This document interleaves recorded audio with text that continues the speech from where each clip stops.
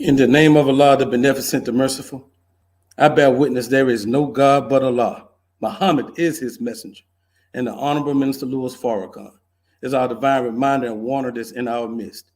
Welcome to another episode of the Jock Brothers Presents Let Us Make Man.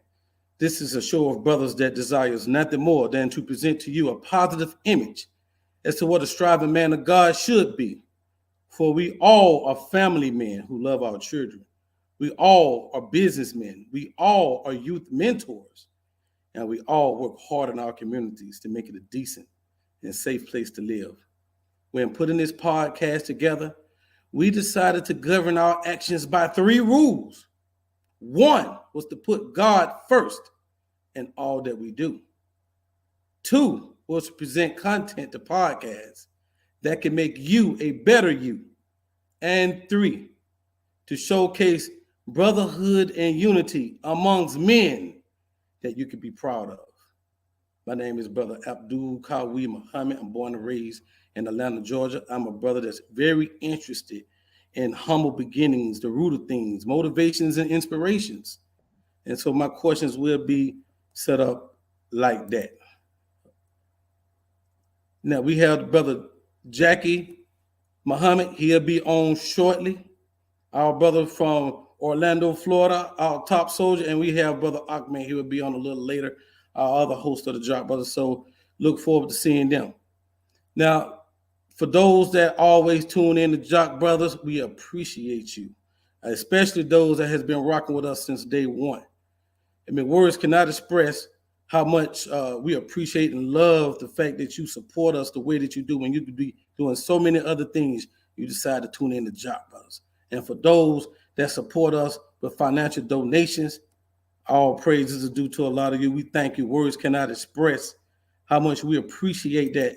And if you want to continue to donate to the Jock Brothers platform, and I got to engineer it, I got the everything in this show.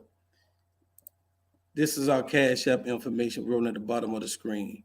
You can please support us. It don't even matter $1, $2, $5, $20. It all goes toward operating this show, and our Cash App information is at the bottom of the screen. It's Cash App $ Jock Bros, JAKQBROS. Now, Jock Brothers, we try not to be just any old podcast that give you a show. We actually try to get highly involved with the community. So we will soon, and I got to put I want to start doing something to support the youth that we mentor. Also, we have a prison initiative that we've been showcasing for the last 2 years, and we're trying to put the baddest, boldest paper, the Final Call newspaper, behind bars to our brothers and sisters that's locked up right now. No better way, no better gift to give somebody than that's locked up than the Final Call newspaper. And we ask that the Jock Nation get involved with that. Again, you can Cash App us. It's the Cash App information is rolling at the bottom of the screen. So $18 to give them a 3-month subscription to the Final Call. I usually do more of those, but a $30 donation would give them a 6-month subscription of the Final Call behind bars, and of course, a $60 donation would give them a 1-year subscription to the Final Call newspaper.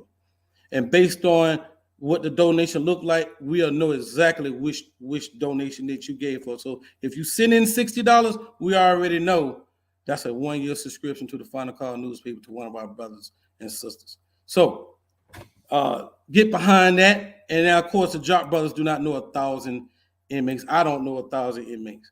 And so we have set up this email just to receive that information.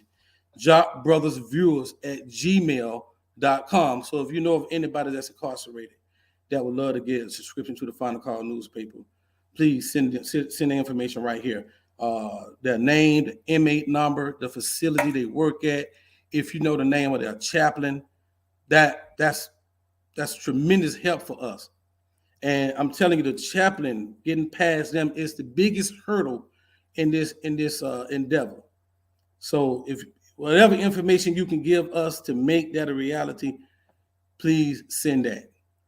With no further ado, I'm finished with the commercial. Let's get to the show. I see my little sister Karima just logged on. I don't see her. She logged right back off. We're gonna roll with her first. Sister Karima, are you there? Sister, make sure I got her name right. Samara. Sister Samara, are you there?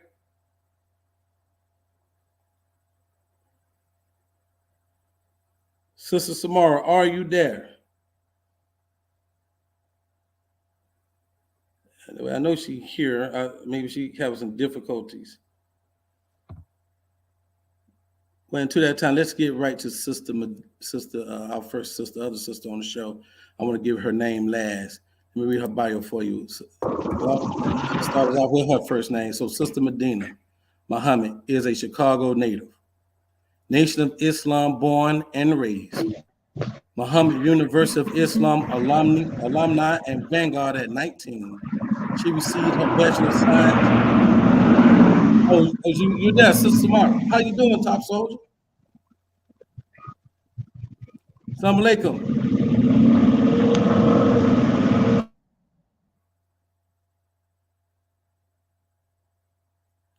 Assalamu alaikum. Can you hear me, ma'am? Sister Samara? I'm here. Praise be to Allah. So I want everybody to meet Sister Samara. She's a very young sister. I think she's around like 14, maybe 15 years of age. Her mom is a dedicated sister in the ranks. I mean, I think she's at every meeting that we ever have. She's a independent merchant that seems to be doing very well. This is her daughter that assists her. Her daughter has learned how to speak Arabic fluently and is very close to learning or memorizing and reciting the Holy Quran. But no further ado, I want you to meet Sister Samara Muhammad. Assalamu alaikum, ma'am.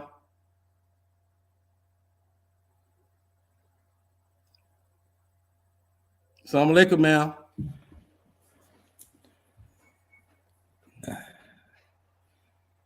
Sister Samara. Walaikum salam. How you doing, ma'am? I'm doing good. How about you? I'm well. So tell us about what the story is that you can very nearly recite the Holy Quran. Tell us about that.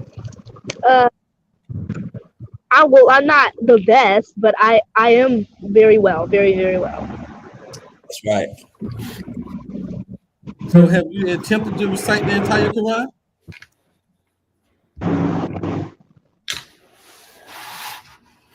Well, right now I am learning Surah, starting to learn the conversational Arabic so I can talk to other Muslims out of the country and things like that.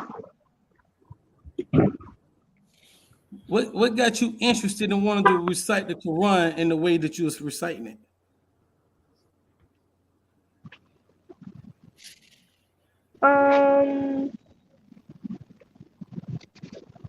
Really, because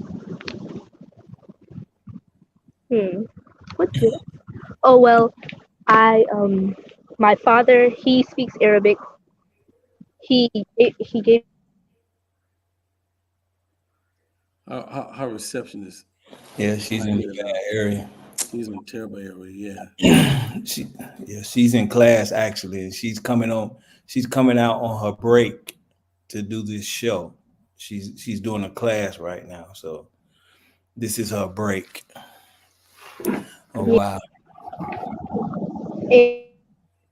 And she's just talking. Right. She don't even know she froze. Yeah, she doesn't know. Yeah, so Samara, we didn't hear a word you said. You in a really bad area for reception, and you was totally froze the entire time. Okay, there. Me? I can hear you now. So can you what was your motivation?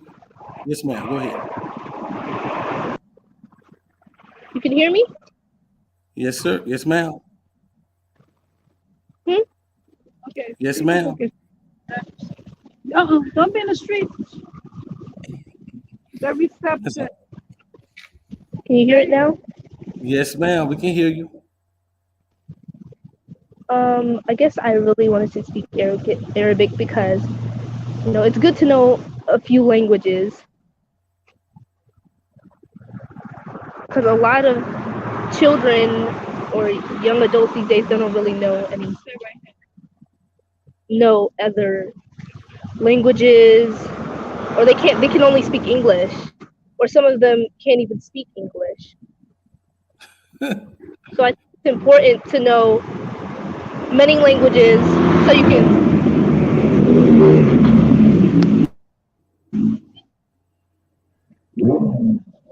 Yeah, she's in the terrible area. Sister, Sister Samara, how old are you? I'm 12 years old, sir. You're 12. That's what I'm Wow. talking about. That's what I'm talking about. Yes, What, ma'am. what school do you attend right now?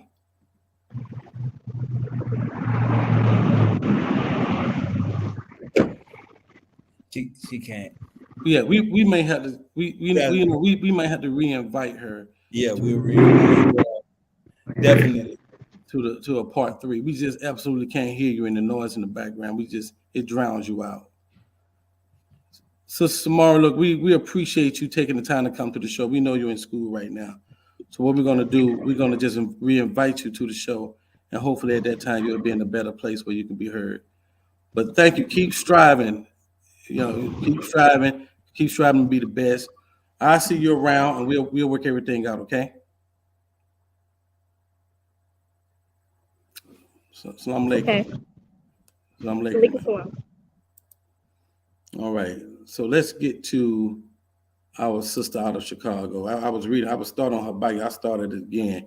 So Medina Muhammad is a Chicago native. Nation of Islam, born and raised, Muhammad University of Islam alumni and vanguard at 19. She received her Bachelor of Science in Neuroscience at the University of Illinois at Chicago. With the teachings of the Most Honorable Elijah Muhammad as her backbone, she chose to study the deeper science of the brain in junction with these teachings. Wow, which currently inspires her future plans in spreading the wisdom and knowledge to her community and the world.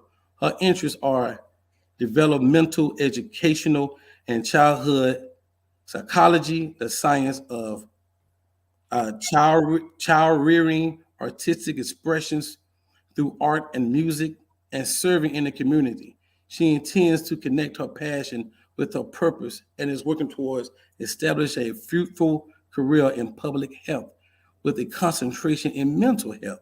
She also seeks to start a nonprofit organization for young women and girls to express themselves artistically through creative outlets and better understand how connecting to one's self helps ground and calms the mind. Coping with these studies with other interests of hers, like writing, mentorship, and service as a whole. She wants to provide a platform to promote conscious parenting, intentional living, and youth encouragement through positive self expression. Since 2019, she has coached various groups of young girls, aged between 10 and 20, in leadership, sisterhood, and togetherness. At her university, she played the role of public outreach chair for a national organization with over 500 active chapters focused on peer-to-peer mental health support, sharing of researches, and creating a safe space for all people. As she continues on her career journey, she wants to deeply study the elements of childhood rearing, particularly in the Black community, that contribute to brain development and decision making as the young get older. This research will provide insight and work to address some of the main problems that are faced in Black and Brown communities, such as social violence, domestic violence, self directed violence, poverty, low self esteem, bullying, peer pressure, and some of the less systemic issues many Black youths encounter. With no further ado, I present to you our top soldier out of Chicago, Sister Medina Muhammad. Assalamu alaikum. Wa alaikum salam. You are answering a lot of prayers. Praise be to Allah. you you are answering a lot of prayers. I mean, parenting. You want to influence the mind of the youth. I mean, this is beautiful. You know, Praise be to Allah. what led you that way? Well, we know it was. What led you that way? um, in the name of Allah, the Beneficent, the Merciful, every witness there's no God but Allah, and that Muhammad is his messenger. Uh, Again, I'm going to greet you all in the greeting words of peace of Assalamu alaikum. Wa Alaikum alaikum salam. salam. I would say what led me that way is, growing up as a young Black girl, being Muslim, going to Muhammad University, and seeing the world from a standpoint of a Muslim, you start to see how bad the condition is, because we're always taught the reality of what conditions that we should be and who we are. So when we have the knowledge of our own selves, it's much easier to see how our people don't have the knowledge of themselves. And then we see how, because of the conditionings, through our 400 years of slavery, and then the additional conditionings that we have been put in, how that has caused us to perpetuate our own slavery within our own lives. And a part of that definitely has to do with the way that we rear our children. And it's not really emphasized a lot, because most people have this understanding, which is true. You don't really know how to raise a child until you have a child. And even when you have that child, you might not even know how to raise a child until you have another child. So you're constantly trying to grow and understand how to raise children, but at the same time trying to heal the inner child within oneself. But at the same time, we understand in the Nation of Islam that prayers are answered through children. But when you don't cultivate the minds of young children, and speak life into children, and create safe spaces for children, at times those prayers cannot be answered through those children, because they are being berated and told that they're not worth it, or told that they have nothing to give, or put in environments that aren't conducive to their learning and development. So we're damaging generations upon generations because of that. And I learned that, and started to understand that and see that at an early age. So because of that, it inspired me to want to really study. We know that it's a problem. Why is it a problem? And how deep does it go? And once we study how deep it goes, how can we work to reverse this problem ourselves? We don't have to bring anybody else into our communities and tell us what our problem is. We all have witnessed it. We've experienced it in our own personal lives. So how can we work to really reverse this and use the teachings of the Most Honorable Elijah Muhammad injunction to understand how we can reverse this by, doing the opposite, which is spreading love and teaching love and understanding, and bringing God into the equation, and really cultivating the young minds of our children. So, yes, sir. Wow. Very articulate, very versed in your purpose is well defined. Praise be to Allah. Praise Allah. We may Allah continue to bless you with success. May Allah continue to bless you. Where did you attend school, Sister Medina? Where? Yes. Well, I ma'am. attended kindergarten through high school at Muhammad University of Islam in Chicago. And then I went to college at University of Illinois at Chicago, which is right downtown in Chicago. Was it a major transition from you going to a whole Muslim school to like a public college, like a non-private school? Was it a big transition for you? It was definitely a transition. I would say that my parents and MUI did a very good job at not keeping me too sheltered to the point where I didn't know what anybody else other than a Muslim looked like. I think that benefited me in a way to be put in certain programs, certain STEM programs, certain art programs when I was going to MUI, so that I can understand and know my people, as well as like going on different field trips with Muhammad University of Islam, and seeing firsthand how other schools relate. So when I got to college, it definitely was a major transition to see so many. My college is very diverse. It prides itself on being diverse. It's all types of people there. So it definitely was a major transition for me, but it wasn't something that I wasn't ready to handle. Right. One major thing that I did to make sure personally that I just stayed on my D. My name is Medina Muhammad. It's very hard for me to not be Medina Muhammad. Right. And I knew that being in Chicago, where our headquarters mosque is, like I really had to represent. Right. So before I started college in uh, August of 2019, I did register in the Nation of Islam like a month prior. And that set for me my mindset of what I was going to be accomplishing as I went to college and who I was going to represent as I went to college. So I already had it set in stone in my mind personally, what my goals were, what my intentions were. And I kind of just held on to that same kind of faith as I continued on my 4 years of striving to represent the teachings and just uphold the Muhammad name and try to be, Right. somebody might have never read the Quran or the Bible or heard the minister or the messenger, but I wanted to strive to be representation of what that looks like and what the Nation of Islam looked like. So while I had been, uh, while I had seen other types of people and I had been in different environments with other kinds of people and made friends and networked and things like that, um, college was new and different, but it was a blessing to be able to be a Muslim at my university. Oh man. Now, you brought up a good point. How your name, it doesn't allow us to hide. You know, and when I go in the community, my name is Muhammad. They call me Muhammad. They don't even know my name, Jackie. Most people don't even know my name, Jackie. They just call me Muhammad. And so Mhm. I use that as a shield. I use that, give my name Muhammad so that you there's an expectation. So that's very good point. I wanted to ask you, what do you say to young sisters coming behind you that may have been sheltered?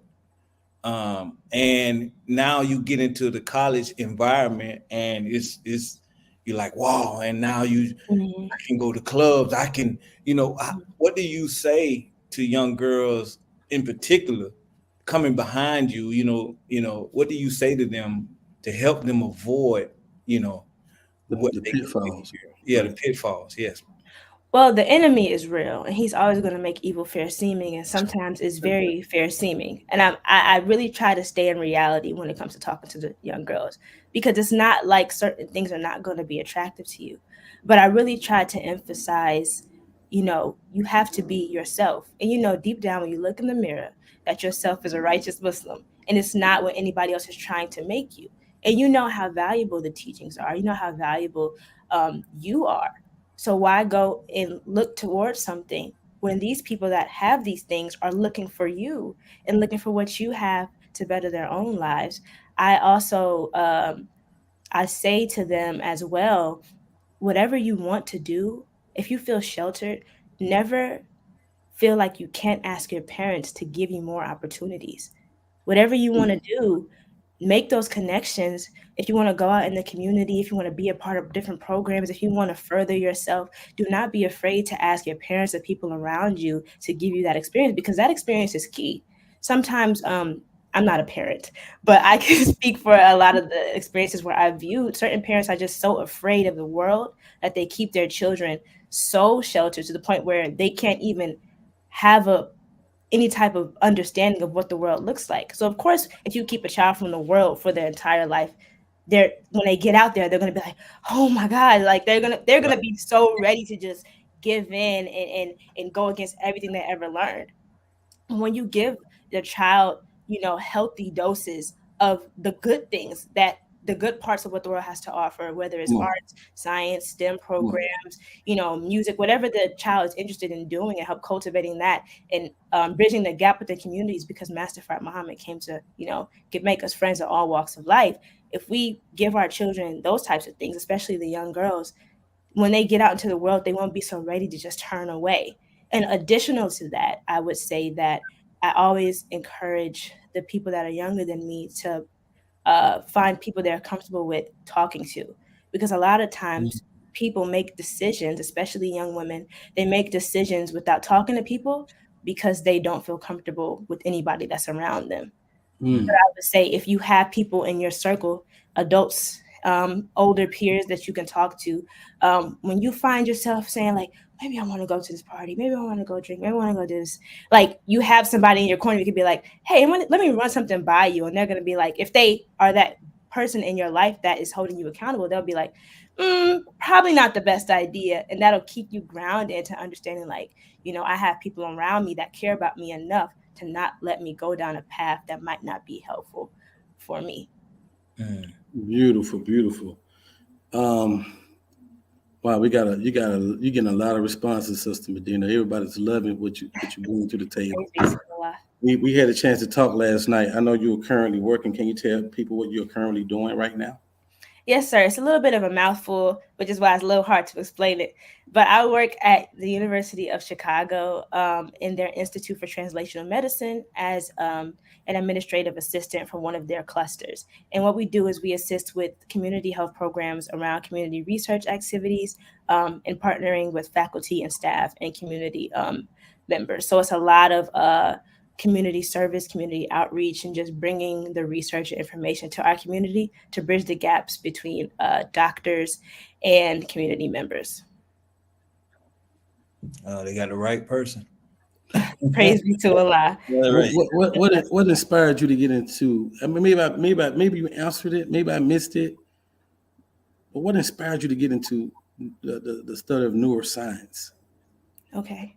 Well, I do first want to thank everybody saying in the comments. I do want to say her by name, my mother and my father. My mother, Sister Lisa R. Muhammad, is the reason why I'm here today. And of course, my father, Brother Daryl Muhammad, is also the reason why I'm here today. So one. And two, back to what I was saying originally, like growing up, I've always had an observant type of demeanor when it came to watching the environments around me and the people around me. And I saw the good things and I also saw the bad things.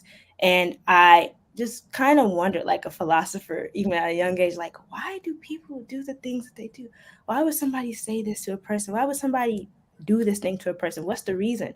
So I wanted to go into neuroscience to really try to understand like the underpinnings of the reasons why people do things, and then try to find like a logical way to kind of reverse those types of thoughts by making people understand. Because what I try to say all the time is that the reasons that people are what they are just symptoms of other things.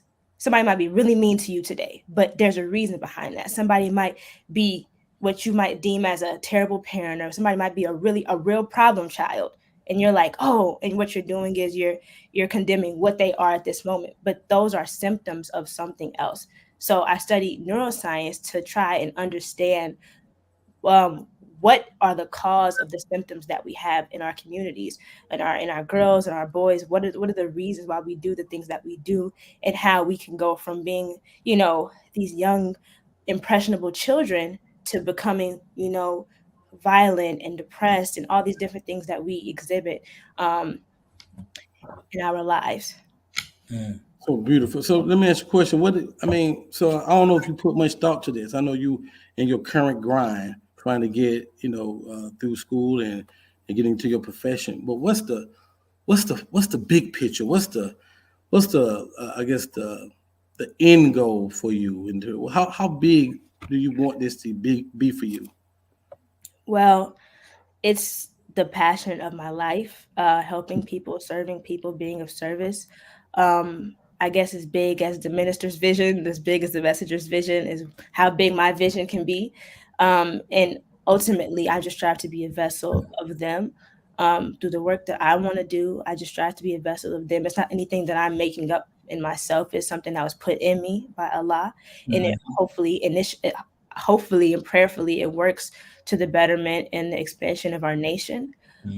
I do intend to have my own organizations and to do my own partnerships and own networking to further start this initiative of really tapping into the minds of young women and allowing us to express ourselves through creativity and art, as well as understanding our mental health and how good we can be and how great we can be mentally if we just understood it. But yes, as far as the minister's vision, raising up the mentally dead and getting all of Allah's people, that's as big as I desire. But I strive to be a vessel in any way that I can. Yeah. We need you. You need them. Praise be to Allah. You need them. Definitely. Okay, praise be to Allah. Okay. But well, look, Sister McDonald, hold tight. We're going to get into our conversations with our top soldier right here. He seemed to have a really big squad of viewers on. Yes, sir.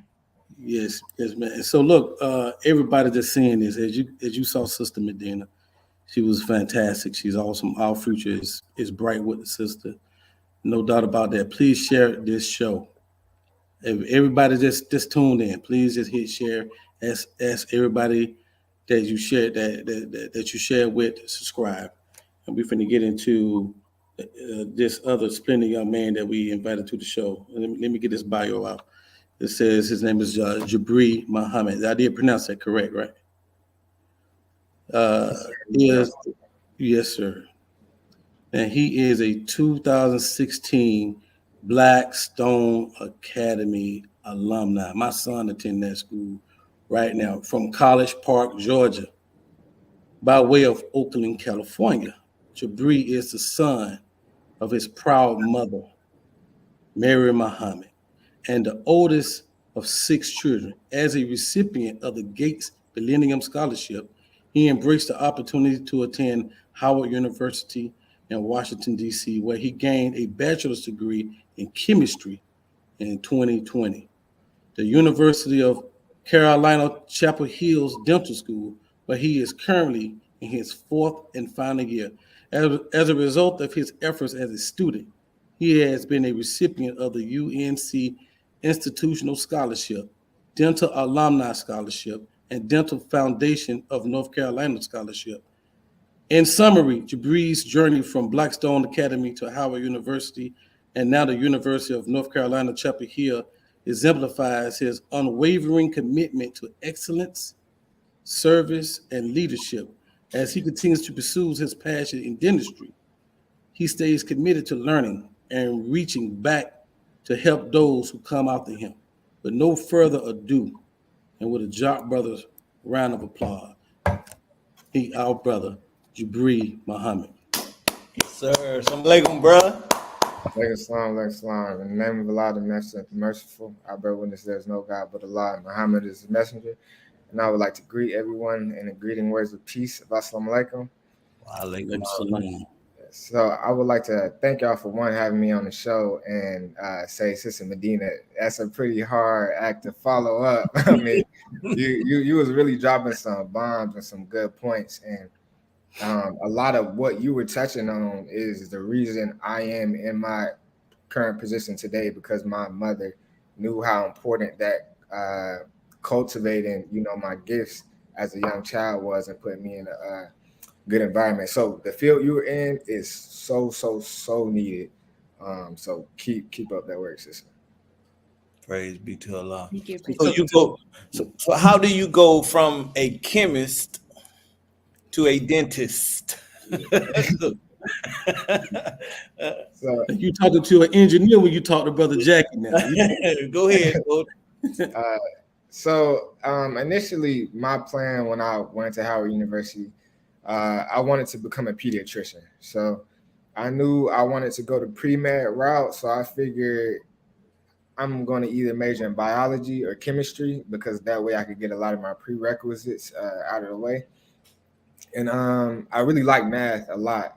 So I was like, since I like math so much, let me do chemistry. I'm not too big of a fan on like rote memorization, so I didn't want to do biology, but both are extremely important. But I just liked chemistry a little more. So it was just a stepping stone to my ultimate goal of going into medicine. Okay. So as a dentist, as a young Black dentist, is that a field that we occupy a lot, or do you find yourself the only one in the room sometimes? Yes, sir. Yeah. So as dentists, I want to say the percentage of Black dentists in America is about like 6% or something like that. So the percentage is very, very low. And in a lot of instances, I do find myself, the only one in the room. but I also make it a point to engage in activities where I'm around a lot of other Black dentists. So one of the biggest reasons I did choose to come to University of North Carolina is, I had a man-to-man conversation with one of the admissions people. He was a brother, and he was actually able to talk to me as a brother. And I was like, I'm coming from Howard University, HBCU. I want to come to a dental school where I can feel comfortable, be myself, and have the support of people like me. And he assured me that our class was going to have a good amount of Black students. So in my class, it's about 94 of us, and it's about 14 Black students. So even though it's still a small number for a predominantly white institution, it is I have a good, really, really good community. So like I said, in a lot of rooms, I might be the only one, but I still have my community of Black dentists. A lot of people from like different types of schools. I'm engaged in national organizations of Black dental students, local organizations in North Carolina. So that network is just so important because you really need that support. I want to ask you the same question. You're coming from Blackstone, Yes, sir. which my children go to as well. And we just a small community. We're a nice Yes, family sir. community. But then now you go into college and everything is there. Yes, sir. What do you tell the young men coming behind you? How do we stay grounded? What can we do? What are some things we can do to stay grounded so that we don't get caught up in the pitfalls? Yes, sir. So one of the biggest things is be mindful of the people you're hanging around and the people you call your friend group, right? Because I don't care who you are, you could think nobody has any type of influence on you, but peer pressure is a real thing. Yes, sir. And the influence of those around you is very, very powerful. So one of the biggest things is I would really say pick carefully the people you hang with. And I know going to college, it can be very tempting to say, oh, those people, they got the flyest clothes, or they come for money, and they popping bottles, and they getting girls, or oh, this and that. And you know what, you fall into this trap of the facade of, oh, they're popular, so I want to be friends with them.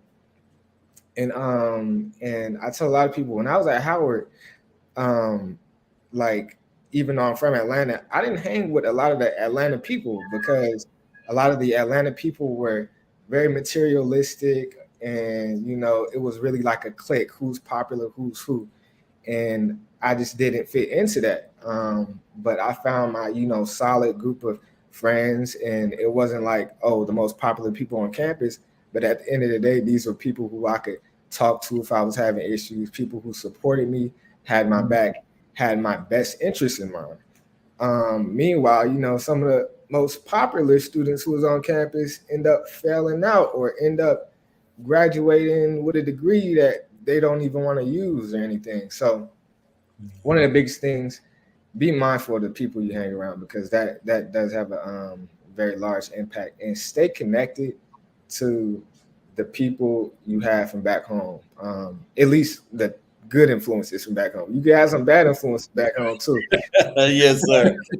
Try to stay connected to those people who poured into your foundation. So for me, it was important talking to my family. Talking to some of the brothers and sisters from the mosque in Atlanta, and people who are kind of going through similar things as me, and people who were honest with me, not judgmental, things like that, but still held me to a high standard.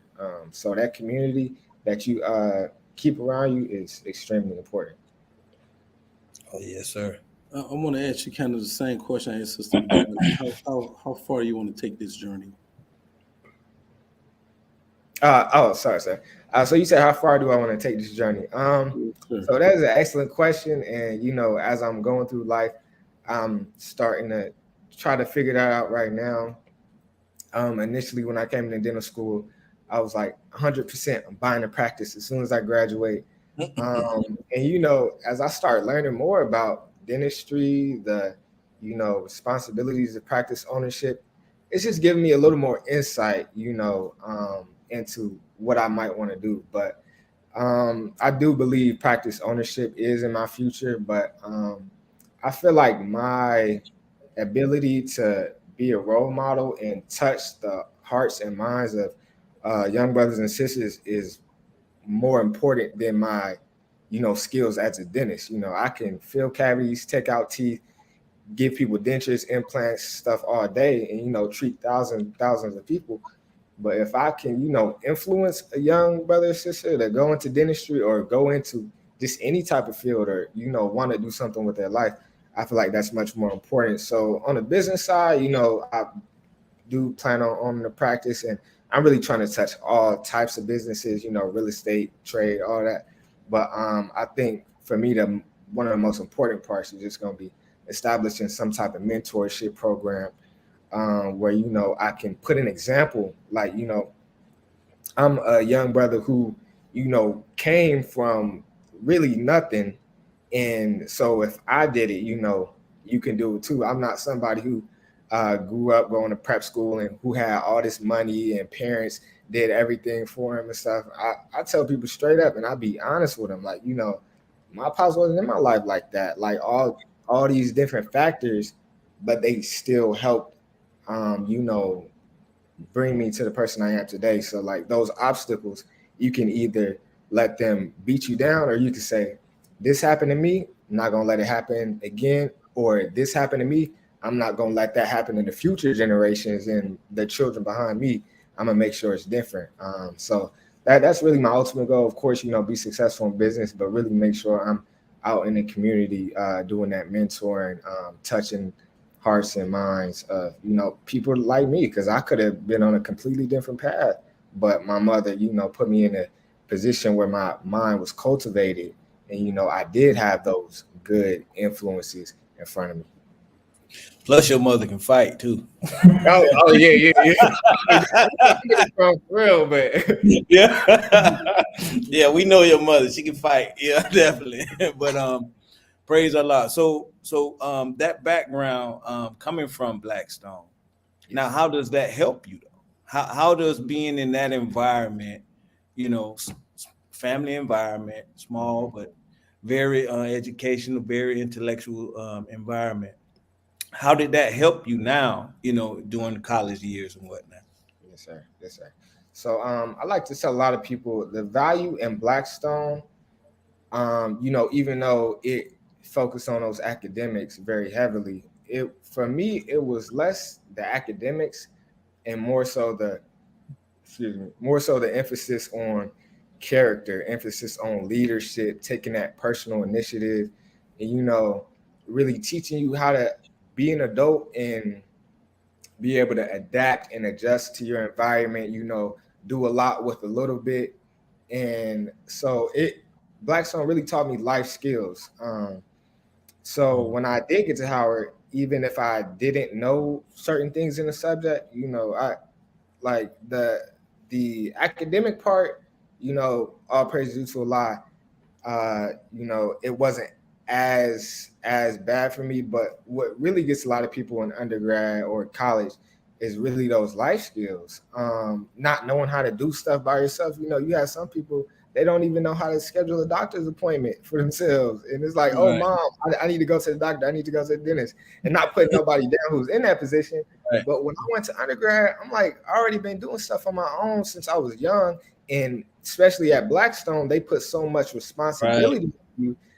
I was like, I'm ready for this. I'm ready to, go to war with financial aid because they're not trying to give me what, they're supposed to give me, or I know how to fight for what is mine and know how to, talk to people in certain positions and know how to handle people, handle different situations, then certain times, you might not want to say something, and certain times you might have to say something. But yeah, really just those life skills, knowing how to maneuver in different environments, talk to different people is one of the jewels that Blackstone taught me.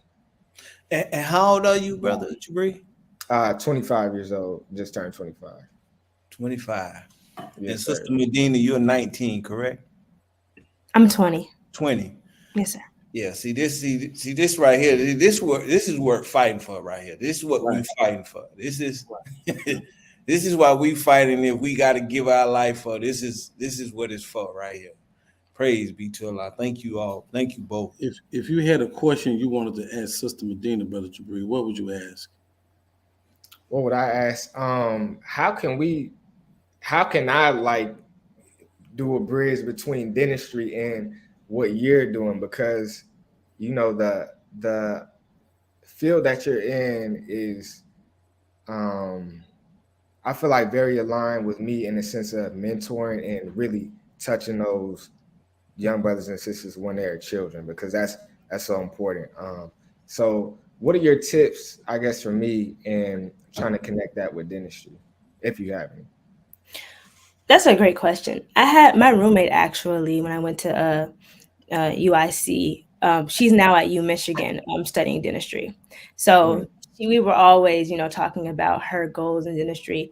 And one thing that I feel like a lot of us struggle with, and it really is like the beginning of the mental health issues that we face, are insecurities. And a lot of people have insecurities with their teeth, and they get bullied for their teeth.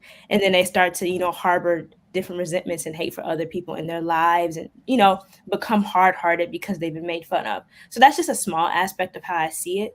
But I feel like, presenting it as like, getting your teeth fixed, getting your teeth clean. It's a self-care, but it helps, better your image, how you feel about yourself personally.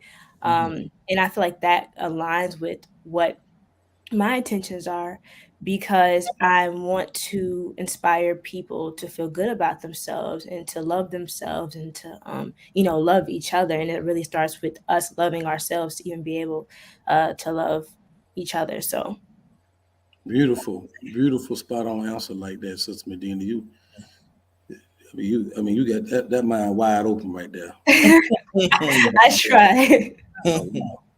Sister Medina, if you had a question for Brother Jabri, what would you ask him? I would ask Brother Jabri, the brothers that grew up in the mosque with you, the younger ones, what types of inspiration do you give to them as far as staying the route, not being pulled by the ways of the world, and wanting to go towards doing things in the cause of Islam rather than in the opposite?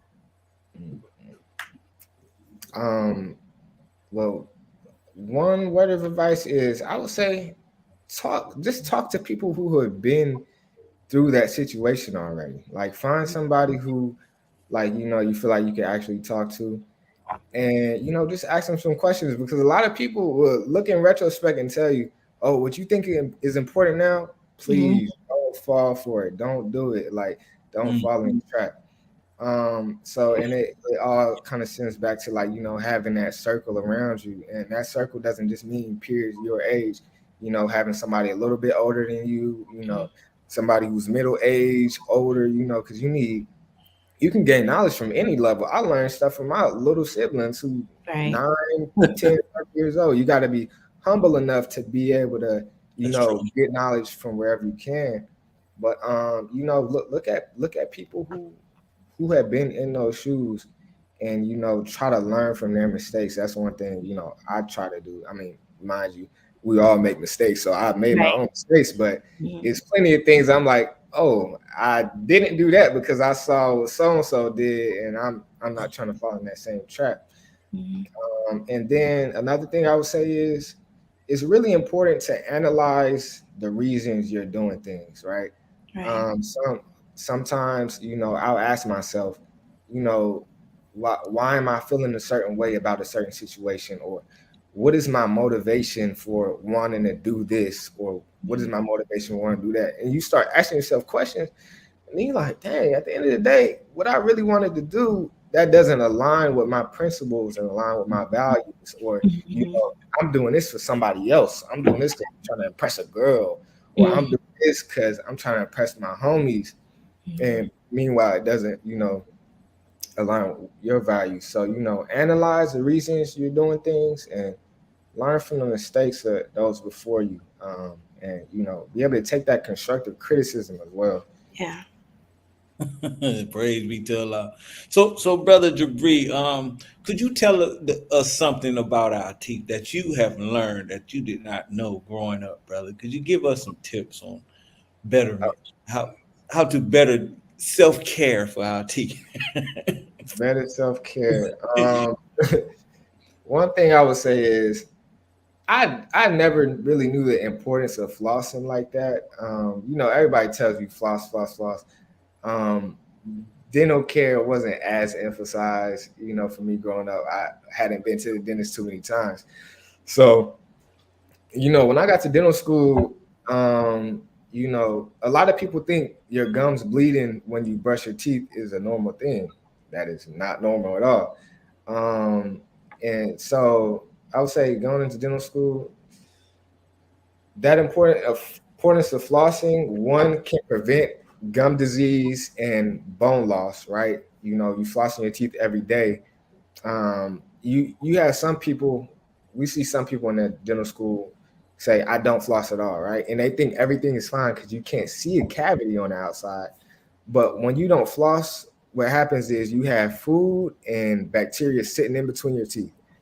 And as that just continues to sit there, that bacteria produces acid, and that acid starts to eat away at your teeth.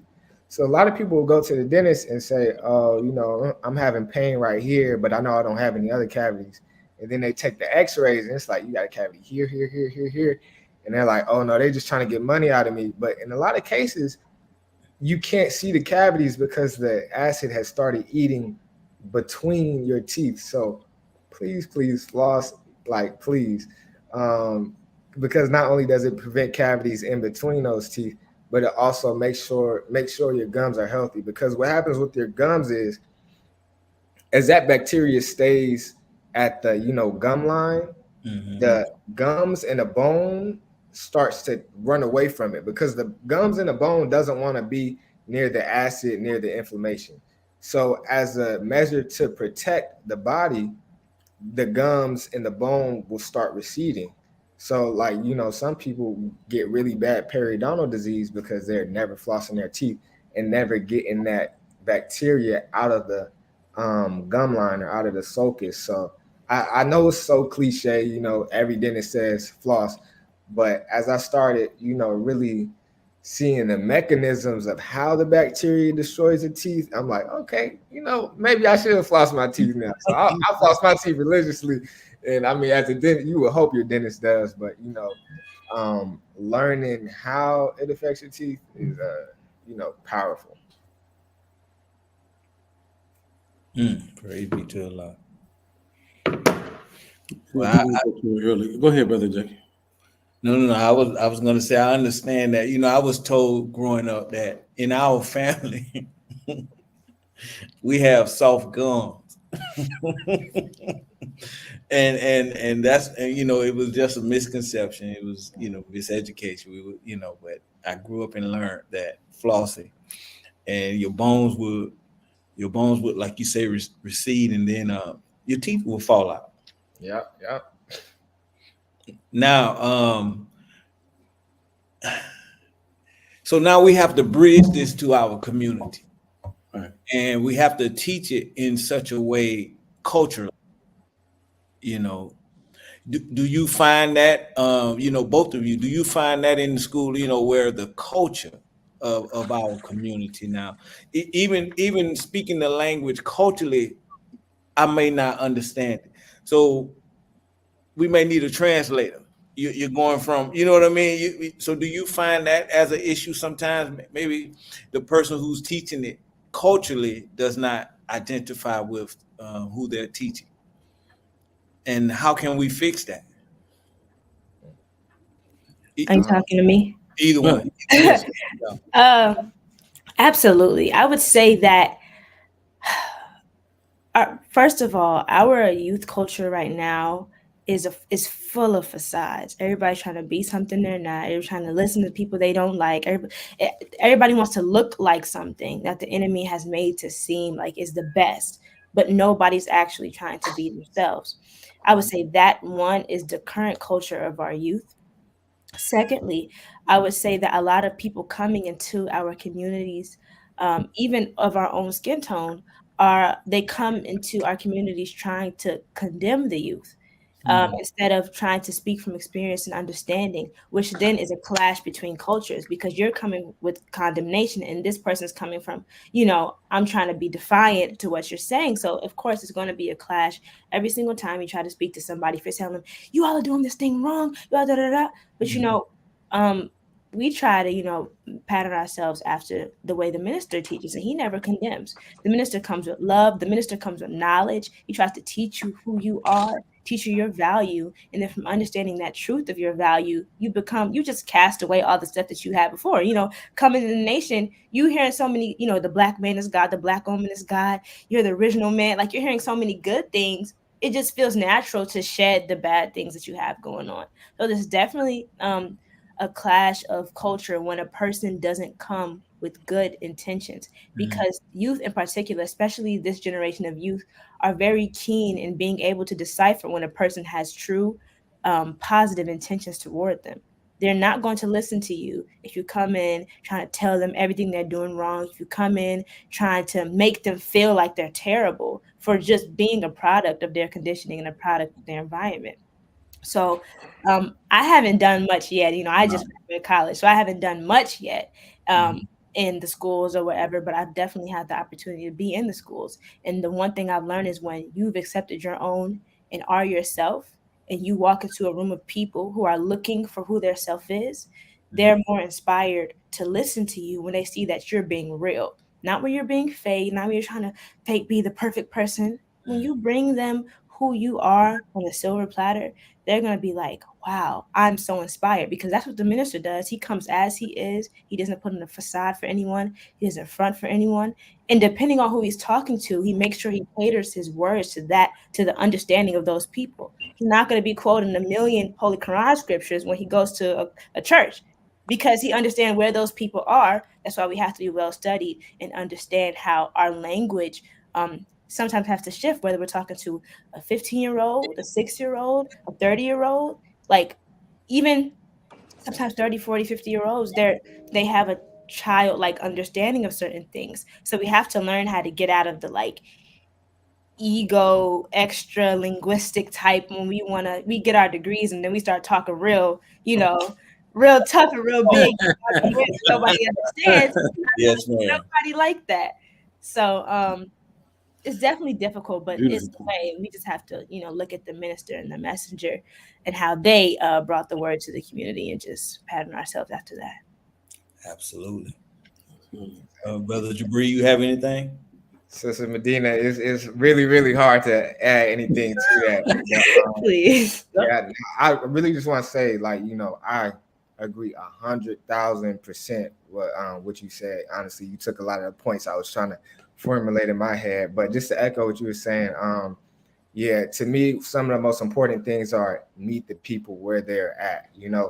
I talk to people at the dental school different than I talk to the young brothers when I go to the juvenile detention center. I'm not in the juvenile detention center saying, oh, because the periodontal ligament and such and such, such and such. Yes. That's not the language they speak. Right. So, and if your goal is to, effectively communicate your message, you have to meet the people where they're at. Right. And I feel like that's one thing a lot of people lose. And I see that all the time in the dental school. I have classmates who, we have all of this knowledge, about the, biology and the chemistry of the body. But do you know how to communicate that to your patient? If your patient isn't understanding all of the stuff you're saying, then you might as well not even be talking, because, you're not communicating that message. So really knowing your audience, meeting the people where they're at, so then you can bring them up to another level, but not, looking down on them. And that brings me to the next point, humility. Like we gotta be humble, especially when we're dealing with our people. And I feel like a lot of people, let the titles get in the way and the money get in the way, and I'm too good to talk to this person, and and at the end of the day, we all human, and you really just gotta humble yourself. Otherwise, Allah will humble you. Will. Definitely. Yes, we will. Yes, teaching, brother. Just be down to earth, because you never know the person who's in a low position or what you perceive as a low position. They have so much untapped potential, but they never had anybody, to help pour that out of them. So yeah, being humble and really meeting the people where they are is extremely important. I got Praise a be quick. to the Lord. Well, we at Right. the 8 o'clock hour, Ahmed. I got you when we come out from the commercial break. Yes. Beautiful, beautiful show. I just want everybody to know that Brother Jabreed's grandmother, she's tuned in all the way from West Africa to see her grandson. So we got another continent checking out the job brothers right now. Yeah, brother. She Brother? tuned in at 12 o'clock noon today, brother. She sent us a message. Make sure y'all have my grandson on, and I need him to be well represented. She let us know early, brother. Praise be to Allah. All right, Jock Nation. So as you can see, this is another one. This is a beautiful show, showing the unwrapped gifts that we have in our community. And we want to thank you once again for helping us through our Cash App, $ Jock Bros. This helps us bring the shows that you want to see. It helps us get the information out.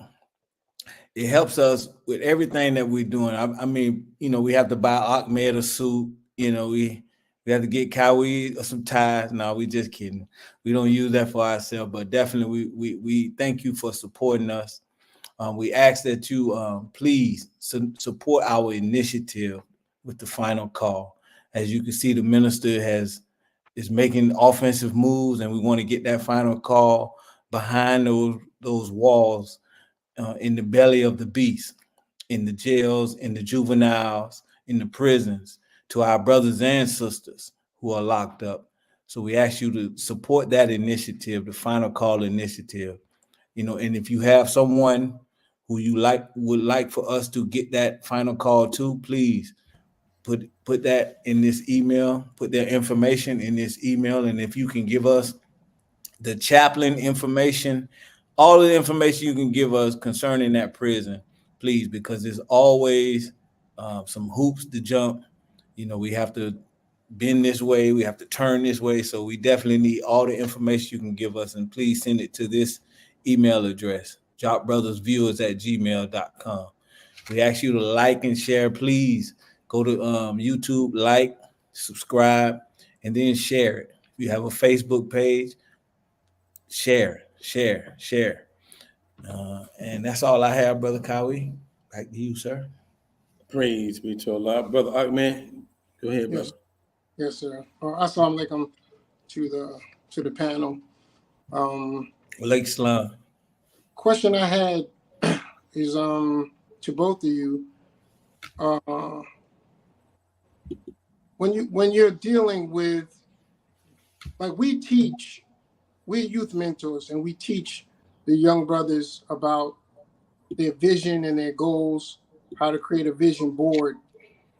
If you could remember back as a younger individual, did you see yourself getting to the point where you are now? Did you set goals? Was it in your vision to get to this point where you're at? I can touch on that. It was definitely in my goals. And for me, I more so had an attitude of I have no other choice. I got to get it by any means necessary. Like I can't continue life like this, so I gotta elevate somehow. So and that was instilled in me from a child. My mom was like, you gonna be something. You're gonna be a doctor or something. So, for me, it literally was no choice. I'm like, I got to elevate my family to the next level. And Right. I worked with that mindset, make sure I get it done by any means necessary. And of course, on my vision board, I had the Dodge Charger, which I'm still in love with, and I'm gonna get once I get some money, inshallah. And, I had the nice house, on there. And I had my material things on there, but also I had those things of value to me, like my family, my nation, land, things of that sort. So the goals are definitely important, and yeah, I had a lot of goals when I was young. Mm-hmm. Sister. Yes, sir. It's funny because I have my vision board next to me, but I'm not gonna pull it out right now. I want to see Pull it. it I out. want to see it. You want to see it? Hopefully, I'll knock everything over. This is like 2019-ish. Come on, sister. That's Wow. I didn't make this in school. I think I made it like the time where I just started college. But I I would say that my vision for myself, I just knew that I was going to be great, and I prayed that I would touch people. And I didn't know what that was going to look like. I just know that I really cared about people. I really cared about our condition deeply, and I just wanted to touch people. So no matter what route that I took, I just prayed that that would be something that would happen for me. Um, I love to write, so I could have went down the road of journalism. I could go to school and go for communications. I could do so many things, but I feel like the end goal is always for me. The end vision for myself. I just want to be great. I just want to touch people, and I just want to spread what Allah has given me to the people around me, and share that. So like on my vision board, I had things like, oh, make sure you work out, like you said, floss, stuff like that. But I also had things like, peace, make sure you, up your prayers, um, really hone in on your gifts, stuff like that. So it's always been in my vision as a Muslim to want to be somebody because we were always taught that we are somebody. So it's like, if we really are somebody, we really got to live up to that. And sometimes it's a lot of pressure. It's like, wow, you being taught that you're God. How will you like dignify that? How will you give that meaning? So MUI definitely instilled that in me, giving us the opportunity to really try to develop ourselves in different ways by going to the community, by representing ourselves at different universities and schools, field trips and things of that nature. Also, my parents, family members who also made sure that we were really active in the community, so we knew or had some type of interest in where we wanted to go. I at one point it was engineering, at one point it's being a pediatrician, and I still have different things I want to do, but I will never. One thing for me, I will never limit myself to one thing. So I'm gonna be doing all types of different things. I'm a God, you know what I mean? Like I'm gonna be doing, I'm gonna be in several different fields. I'm not gonna let anybody tell me you should just be doing this. You should just be doing that. I'm going to do what I want to do. As long as I feel like Allah has put this inside of me, I'm going to do whatever I want to do. And I pray that it glorifies Him. That's right. And I pray that it continues to touch people. And I pray that people are attracted to it to the point where they want to start to believe in Allah the way that I do, and also believe in the divinity of the messenger and the minister, and be like, where did she get this passion from? Where did she get this drive from? Where did she get these thoughts from? Oh, it was a nation. Let me go see what that's about. So that's just been my vision for a long time. Praise be to Allah. I got one more question, and I know, Jabri, I've been a major part in your success. That's okay. But I wanted to ask both of you, what would you say at this point to a younger you? If you could go back and say something to a younger you, what would you say to them?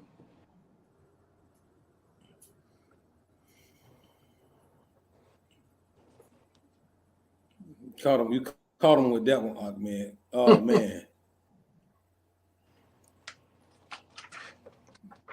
Okay, well, while you're thinking about that, you could also tell me what are some of the things that your parents or your mentors said to you to help get you through, some things that stuck with you that you're not letting go. Somebody said this to me, and I always fall back on that to get me through. Can you remember something that Ahmed said to you, brother? Please.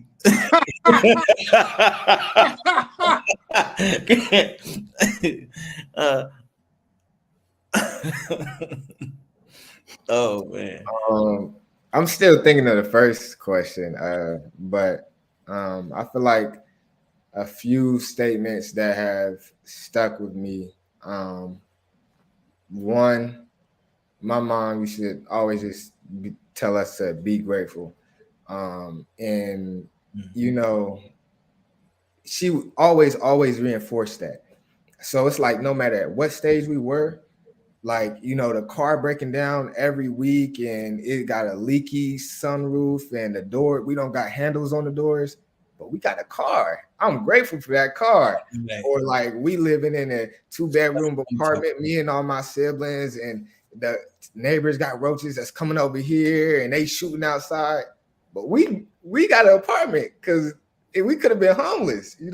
So she always instilled in me, be grateful, because at the end of the day, it could always be worse.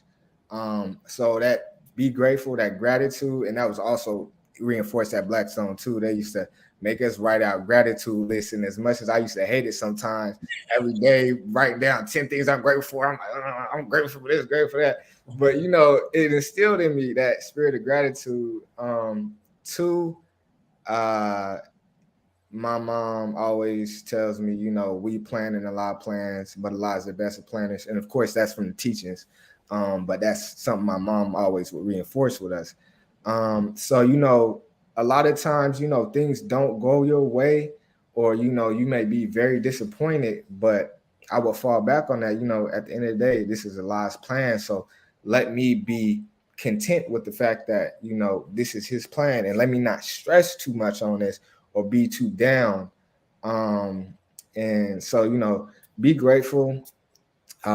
We planning a lot of plans. And then, another thing that Blackstone also reinforced a lot was the importance of goals, like goals. And I know that's, a common theme, but, a lot of the people you see like doing big things, it's not, oh, they did this one big thing that allowed them to become a doctor.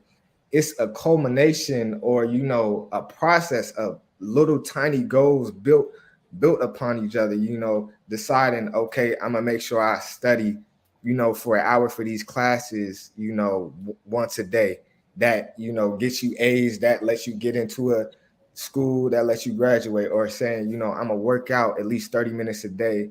So it's these small goals, or saying I'm gonna read a book for 5 minutes, 10 minutes, and enhance that knowledge. And those small goals is what builds up to the big thing. So you just see on Instagram and Facebook, oh, this person, they did this big thing, but that's because they had those little tiny goals all along the way, and they were staying consistent and persevering.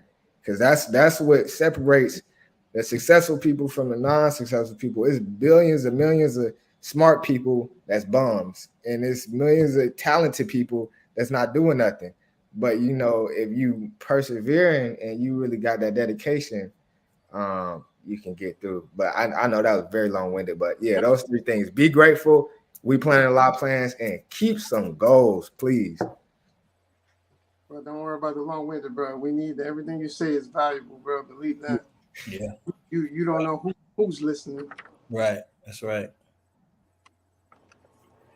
Yes. You want me to answer the same questions? I want you to answer all the same questions.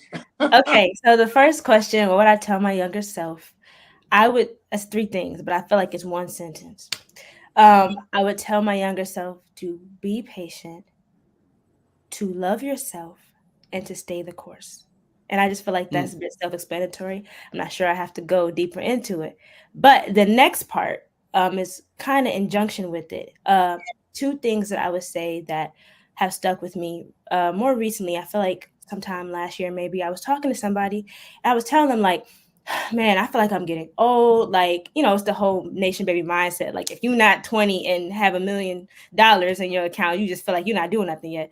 That's a nation baby mindset, huh? It's got me crazy sometimes. Oh. I'm like, I feel like I'm getting old. I'm not doing anything. What am I going to do? Like I have so many dreams, but I don't know. And the person was, I think I was like, I'm interested. Maybe I want to do journalism or communications. I don't know.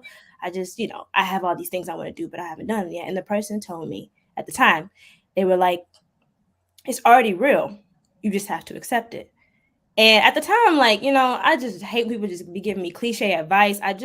Of course, it's already real. You have to accept it. But that's So true. All Allah has to say is be, and it is, and we can do it in our own lives. But if we don't accept it for ourselves, it can never go into motion. If we don't, start working towards it for ourselves, it can never come into play. So that's the reality. And the second thing is, I guess, it's more recent too as well.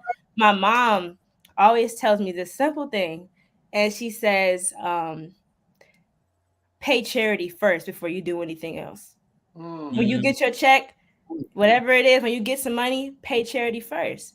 That's right. Because when you're giving to Allah, when you're giving to the cause, that's what helps further the cause, and Allah will give it back to you tenfold. And I feel like that can also apply spiritually, because every time sometimes we get so in our heads and in our egos, we want everything to serve us. Everything we do, we want it to benefit us in some kind of way. But that's not how we roll as Muslims. We do things out of the kindness of our heart without even seeking anything in return. But we know deep down that something's going to come in return. That's the blessing. That's the favor of Allah. So, yes, it's already reality. Everything you want is already in your reality. You just have to accept it. One. And two, to pay charity first before anything else, because Allah will always bless you and give you everything that you need when you give to Him. He only asks for a penny off of that. Right. Yes, sir. Yes. Thank you. Yes, anything else for you, Brother Jackie? Man, I'm well fed over here. Well fed too, brother. I'm full over here. Thank you, Brother Jabri. We're gonna go into closing comments at the end. Just think of something that I said to inspire you. You got a little time. All right. So we at the point of the show. We're doing final words. I'm gonna give Brother Jabri a little time to think about that. Let the sister go first. Sister Medina Muhammad, final words. Yes, sir. And to everybody else on here, I just want to thank you so much for inviting me. I want to thank Brother Student Minister Daniel for, recommending me. It was a surprise to me that he recommended me. But I thank everybody. I thank Allah for the opportunity. I thank the teachings of Elijah Muhammad for making me who I am. I thank my parents for giving birth to me.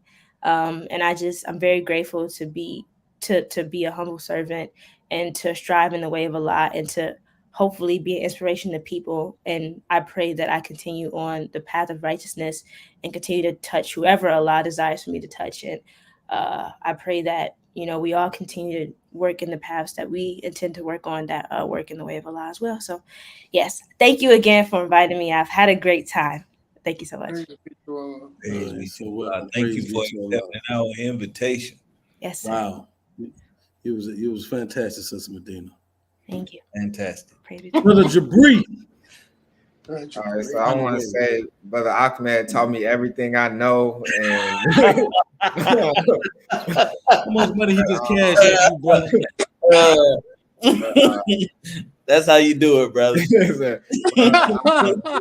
On a serious note, I think my final words will be, this life that we have is just so precious. We see all the time, people young, losing their lives, all types of accidents. And it really makes you stop and think, like, this life is really precious. So every single day that you have, it's an opportunity to improve further, strengthen that relationship between you and Allah, and, really like improve your feelings about yourself. Because when you really start strengthening that relationship, it alters the chemistry in your brain and you're feeling good, feeling better. So I just want to encourage everybody, every day is an opportunity to improve. We have to continuously be striving to, improve, become better versions of ourselves. And, there are rough days, there are rough weeks, years, tragedies happen, trials and tribulations. But at the end of the day, like I was saying, we planning a lot of plans, but we have to take advantage of this life that we have because it's so precious. So we just got to keep grinding and keep the faith. Yes, sir. Praise be to God. Beautiful. Beautiful soldier. Brother Jackie, final words. Yeah. Final words. Now, you all have proved why we need our own education system. That's right. That's right. You have proved why we need the Nation of Islam, our own environment. You have proved why we should pray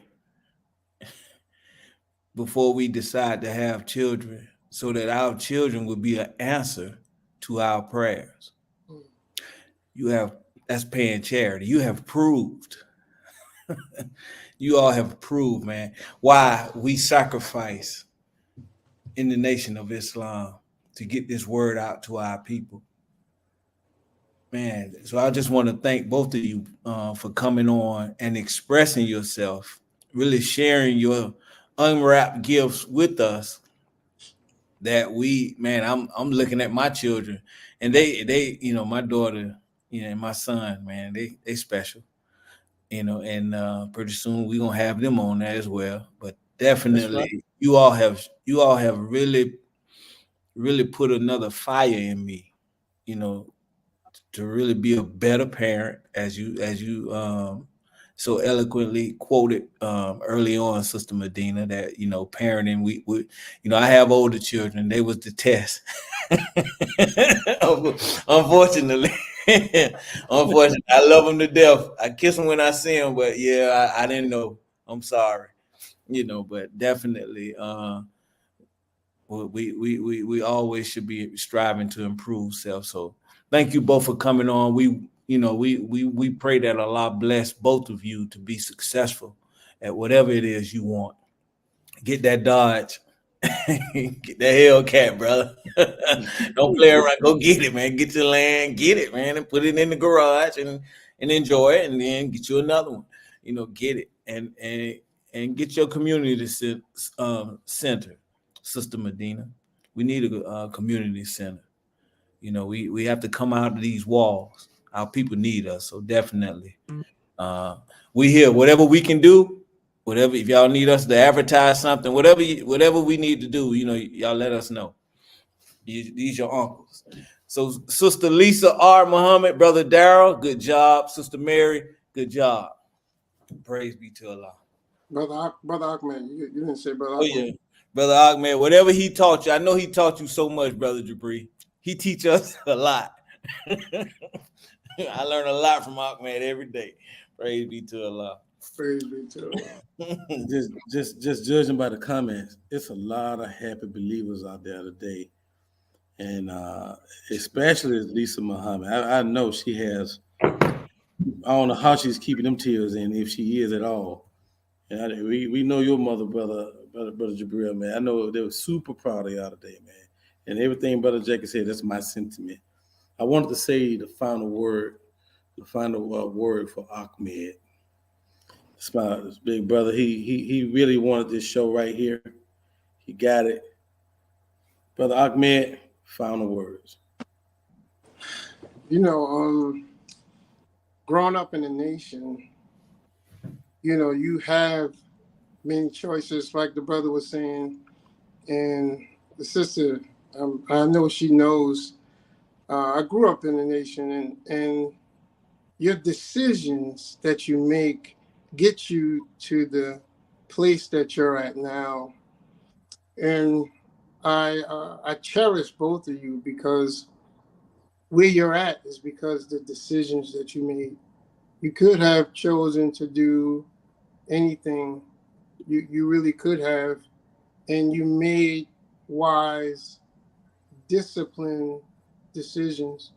Allah backed you in your decisions and blessed you, and now you're able to affect people around you. You affect not only the youth under you, not only your peers that you see every day, but even those of us who are a little older than you, a little older. We look at you with inspiration, because Allah doesn't put a pin in it. So everybody still has a chance. Like the sister said, she still has much more to accomplish, and we all do. But you both are inspirations to us all. So please continue to strive, pay your charity, be grateful to what you have, and inspire others. Share, and bring your what we focus on more with the youth is bring your talents back to our community.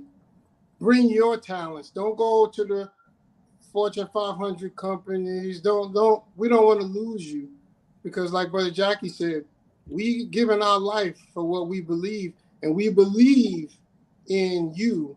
We believe that what we have are going to create more of you, and at one time we are going to run this world, and we're going to need brothers and sisters like yourself in the forefront, right in the forefront, ready to pick up the mantle. So may Allah continue to bless you. May Allah bless your parents for their sacrifice, all the teachers in the schools that helped and sacrificed, and all the believers and all your family and friends that helped and encouraged you and supported you. Thank you. Praise be to Allah.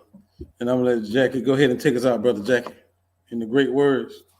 In the great word. No, we going to keep it Messiah. We definitely going to keep it Messiah on this one. Praise be to Allah. Allahu Akbar. Assalamu alaikum.